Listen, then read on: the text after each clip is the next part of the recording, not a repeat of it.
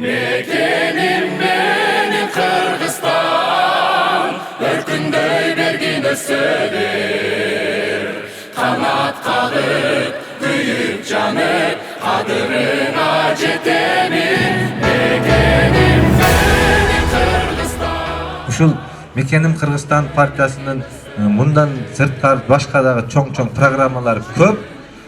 Негизи мен сиздердин ушул округтан койдум. Келечекте сиздерге кызмат кыламын. Сиздерден дагы бир суранып кетерим. Биригели, бириксек, ынтымактуу болсок, Алла Таала ушуларга берекесин берет. Кайсы партия ошолор жазган программасын аткара алат, кайсысын ишке ашыра алат, алардын катарында кимдер бар деген маселеге өтө көңүл бурушубуз керек. Жана айтып кеткендей, мына сиздердин үнүңүздөрдү угуп, сиздердин каалооңуздарды угуп, биринчиси мына бүт жаштарды койду. Жана башында айтып келгендей, ар бир партия мактана берет, ар бир партия программасын алып келе берет. Бирок ошону аткарабы? Сөзүнө турабы? Ишке ашырабы? Мына ушул маселеге көбүрөөк көңүл бурушуңуздар керек. Мен буга чейин шаарда чоң фабрикаларды куруп, бүгүнкү күндө менин фабрикаларымда 200-300дөн адам иштеп келет.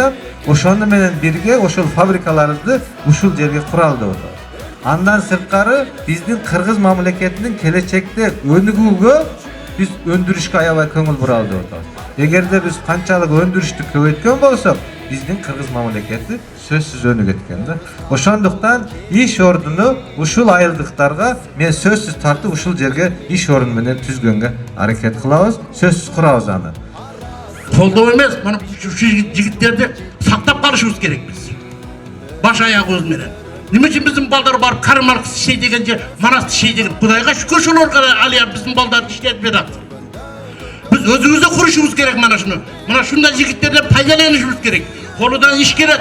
Bunu 500-1000'e yakın adam işleyip bunun şahardaki fabrikalardan. Oşonu filiallarını açtırışımız gerek mana şu yönden. Ошол жогору кеңешке барып туруп элиме кызмат кылайын деген жигиттерге ак жол каалап уруксат бериңиздер. Булардын өмүрлөрү узун болсун, өмүрлөрүгө береке берсин.